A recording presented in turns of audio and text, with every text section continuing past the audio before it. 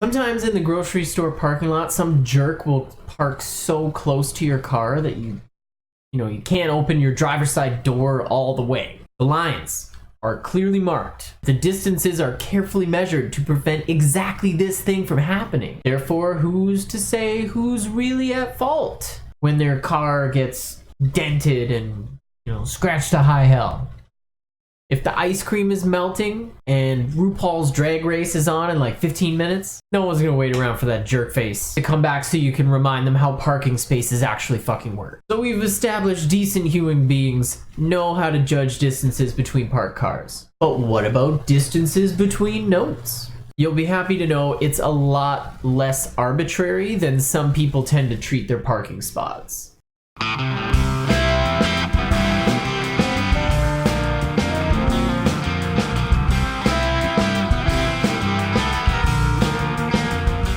You want to dive deeper into music theory and scales. Maybe you've practiced them on your instrument before. Fiddled around, fiddle-dee-dee, fiddling here, fiddling there, doodle-fiddle, tiny fiddle, itty-bitty, itty-fiddle. Johnny, can we zoom in on this? Zoom in on that fiddle. World's tiniest. Have you seen it? It's nuts. Crazy.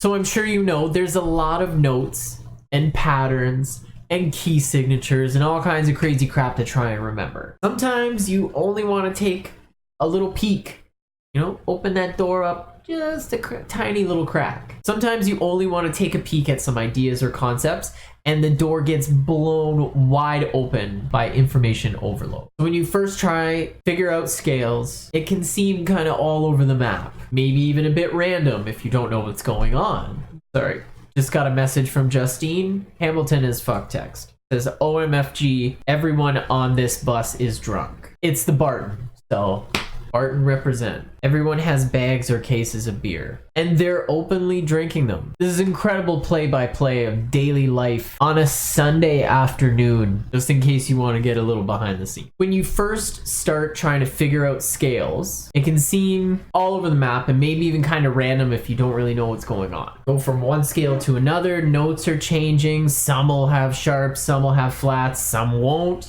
There's a lot to manage. This is a really good spot for everybody to put in your best, why you do this? What do you do? If you're trying to eat a pizza, you're not gonna shove an entire pizza in your mouth, right? Cut it up in slices. Why not try that with scales? Scales are 8 notes, but scales can be divided in half. 4 notes. This is called a tetrachord. Sounds a lot crazier than it is, really. The tetrachord is 4 notes in a sequence. So A, B, C, D, that's a tetrachord. C, D, E, F, that's a tetrachord. So each of those notes is separated by a distance, either a whole tone or a semitone, like a half step. A musical keyboard or a guitar fretboard are really good tools for visualizing these types of things. A whole tone on a keyboard, C to D. A semitone on a keyboard is C to C sharp, white key to a black key. Guitar fretboard, semitone is 1 fret, and a whole tone is 2 frets. Simple enough, right?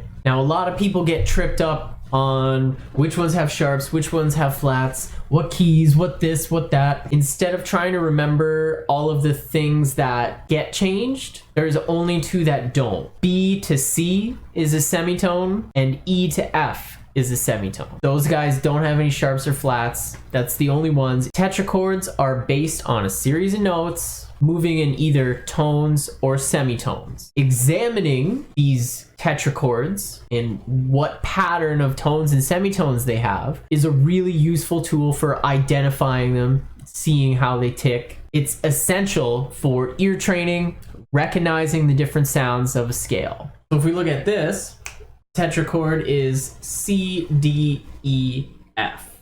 And C to D is a whole tone, D to E is a whole tone, E to F is a semitone. That's a major tetrachord. Our second one here is a minor tetrachord. A to B is a tone, B to C is a semitone, and C to D is a tone. The distance of the third note is what's going to determine whether it's major or minor. So maybe this is a lot of blah, blah, blah, blah, blah. Here's the important part. If a tetrachord is half a scale, you make 2 tetrachords, stack them on top of each other. Now you have a scale. You don't need to memorize, oh, it's this and it's this and it's got 5 sharps and it's got whatever. A major scale is 2 major tetrachords stacked on top of each other. All the white keys on a keyboard in the key of C. So if you try different tetrachord patterns, stack them on top of each other, see what kind of crazy sounds you get. See what patterns sound like what, how they move on your instrument. When you do a little digging like this, you start to see these patterns, you start to recognize them in your ear, and it's a lot more practical than trying to remember every single key signature out front. Here, it applies directly to your instrument. Now, maybe you're thinking, why would I do this when I sort of know the blues scale? Why do I need to build other scales? Nobody cares about all this learning I do because they don't see it. What is the point of all this? I mean, that's one way of looking at things. It's pretty defeatist and kind of shitty, but that is one way of looking at things. It's your opinion. Your opinion's wrong, but it's your opinion. Now, nobody cares that you're learning it. Well, it may seem like that on the outset, but you will care when you start unlocking more and more of your musical potential. You're just finding ways of understanding how to use newer skills and make better music with less effort. By breaking the idea into smaller parts, you can make smaller changes that will have a bigger impact. You'll start to notice patterns much more easily when you can pay attention to the details like this. What's going on in a tetrachord? If the distance between the second note and the third note is a semitone, then you know you're dealing with a minor. That's a really good distinction to be able to notice right away. Working with this will start to develop your ears. You'll hear these differences so you can recognize them when they happen and then adapt to them in the situation, in the moment, as you see fit. Now, when all of that stuff happens, you say nobody will care. Well, your audience will care because they don't see all the learning, all the work that you're putting in to understand how your music works. So your playing will seem like magic to them. You can connect ideas much more competently. It has a bigger effect on the listener. They don't know how long you've been studying. They don't know why your new song is so much better and just sounds so much more natural. But you know, now you're a goddamn wizard. Beard, hat, you know the drill. Can we throw a wizard hat on? Maybe put a pipe in my mouth? A wizard arrives precisely when he means to. I love halfling leaf. You know, all that wizard shit. The bigger point here is that there's always a million reasons not to do something. And learning music theory is not immune to that. You always hear that argument, oh, so-and-so didn't need to learn music theory and look how famous they are. That's one you hear all the time. I got 3 very important points to counter that argument. 1, you aren't so-and-so. 2, how many chumps are out there spewing that line to get out of being held accountable for their music and songwriting? 3, just a bit of effort to stand out from a sea of mediocre musicians that are just doing the bare minimum can't honestly sound that crazy of an idea to you. So, to recap, trying to figure out scales sometimes can seem all over the map.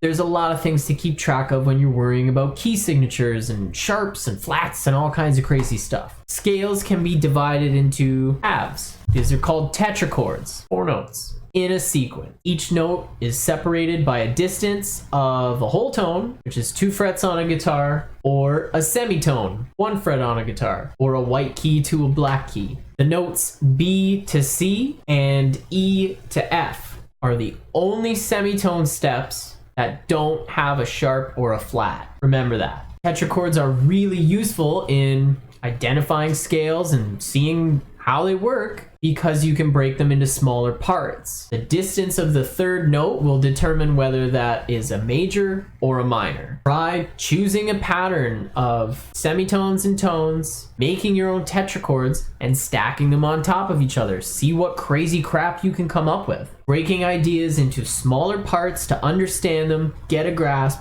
and then making smaller changes that have a bigger effect is a much more efficient way to go about seeing concepts like this in action practically. And remember, a bit of effort is all it takes to stand out from a sea of mediocre musicians doing the bare minimum to scrape by. So, you want to learn more about music theory? You want to get yelled at because you're being lazy and dumb and ignorant? Join the Facebook group Songwriting Secrets for Advancing Musicians. Got a link below. And also be sure to pick up a free download of my ebook, 100 plus chord progression formulas. All kinds of ways you can get things moving in writing your next song. You plug in the chords, it tells you where to move them and what kind of chords to use, and you'll be writing your next song in no time. Just remove those obstacles, man. It's a no-brainer. That's it for me. I'll see you next time.